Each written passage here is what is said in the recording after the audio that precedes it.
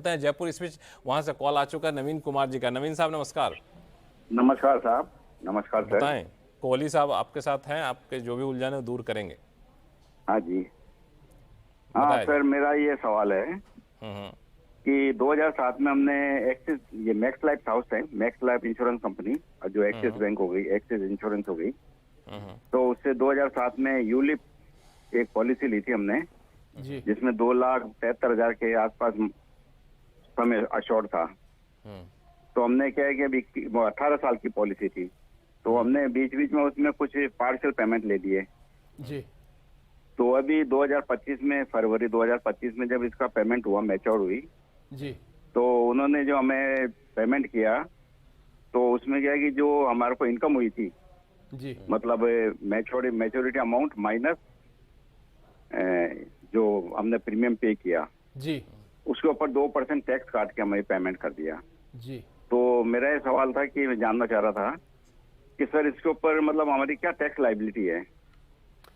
इसमें नवीन जी देखिए, जो मैं एक यूनिफॉर्म रूल बताता हूँ लक्ष्मण, क्योंकि बहुत सारे लोगों को ये इंश्योरेंस से जो पैसा आता है उस पर कंफ्यूजन रहता है। तो यूनिफॉर्म, अगर इंश्योरेंस कंपनी ने टैक्स काटा है तो इंश्योरेंस कंपनी जो एग्जेम्पशन होती है वो सेक्शन 1010D में होती है। तो इसका मतलब है कि 1010D में आपकी ये पॉलिसी एलिजिबल नहीं है। आपको पता होगा 2012 से पहले और 2012 के बाद 20% होता था पहले, अब 10% ऑफ द सम अश्योर्ड अगर इसको वायलेट करता है तो फिर उस पर टैक्सेबल हो जाता है। तो ये यूलिप की पॉलिसी जो है नवीन जी, ये टैक्सेबल है। तो जो टैक्स काटा है उन्होंने ठीक काटा है। आप क्या करिए कि आप अपना जो इनकम फ्रॉम अदर सोर्सेस है उसमें दिखाइए, जो टीडीएस है उसका क्रेडिट लीजिए, और आपको इसको अपनी टैक्सेबल इनकम में दिखाना पड़ेगा। यूलिप की जो मैच्योरिटी है वो टैक्सेबल है, वो 1010D की एग्जेम्पशन के अंतर्गत नहीं आती है। कोई कंफ्यूजन नवीन जी?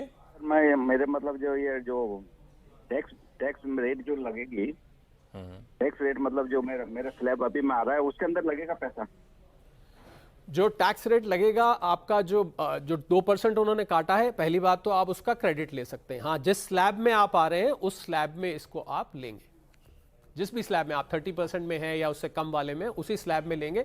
सिर्फ ये कंफ्यूजन मालूम है कहां होता है लक्ष्मण, मैं नवीन जी भी सुन लें, कि क्योंकि टीडीएस मात्र 2% के रेट से काटा है तो ऐसा लगता है कि हम कम उसमें आ रहे हैं। हाँ। परंतु वो टीडीएस एक इंडिकेटिव टैक्स होता है, अपना एडवांस टैक्स की तरह होता है, पहले काट लिया जाता है, पर उसका क्रेडिट आप लीजिए। बिल्कुल जिस स्लैब में आप हैं उसी स्लैब के हिसाब से आप टैक्स देंगे। इस इनकम को आप अपनी कॉम्पिटिशन में नवीन जी जोड़ेंगे। मैं उम्मीद करता हूं कि आप कैलकुलेशन भी समझ गए होंगे। चलिए नवीन जी, तो फिर भी कोई दिक्कत होगी तो टैक्स गुरु है, बिल्कुल टेंशन ना लें, बेफिक्र होकर अपना टैक्स फाइलिंग करें। और बारीकी आपको समझा दिया कोहली साहब ने। इस बीच कनाडा से एक ईमेल आया है, और रहीम हिरजानी साहब हैं।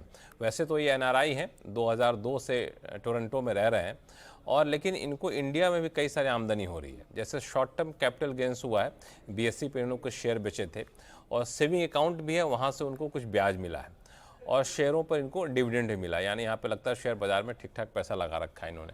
अब ये आईटीआर भरना चाहते हैं। तो आईटीआर भरने के लिए जब इनकम टैक्स की वेबसाइट पे गए तो आईटीआर 1 दिख गया, आईटीआर 4 दिख गया। अब इनको लगता है कि ये आईटीआर 2 और आईटीआर 3 अभी दिख नहीं रहा है इनको। अब इनका कहना है कि क्या मुझे आईटीआर 3 फाइल करना चाहिए, जो अभी दिख नहीं रहा है। अगर आईटीआर 3 फाइल करना चाहिए तो कब तक दिखेगा? बड़े प्रैक्टिकल सवाल। लक्ष्मण हिरजानी साहब की जो इनकम आपने बताई, उसमें आपने डिविडेंड बताया, शॉर्ट टर्म कैपिटल गेन बताया, और कुछ कोई इंटरेस्ट बताया। तो इसके हिसाब से इनके ऊपर आईटीआर 2 अप्लाई करता है। पहली बात तो आईटीआर 3 नहीं। आईटीआर 3 हिरजानी साहब तब आएगा अगर आपकी बिजनेस इनकम भी है, पर आपकी इसमें बिजनेस इनकम नहीं है। अब सवाल उठता है, आपको दिख नहीं रहा है। बिल्कुल आपने ठीक बात पकड़ी है। इसकी यूटिलिटी अभी अपलोड नहीं हुई है, यूटिलिटी अभी दिखनी नहीं शुरू हुई है। फॉर्म्स तो रिलीज हो गए थे, अप्रैल में ही हो गए थे, आपको पता होगा, अप्रैल के आखिर में।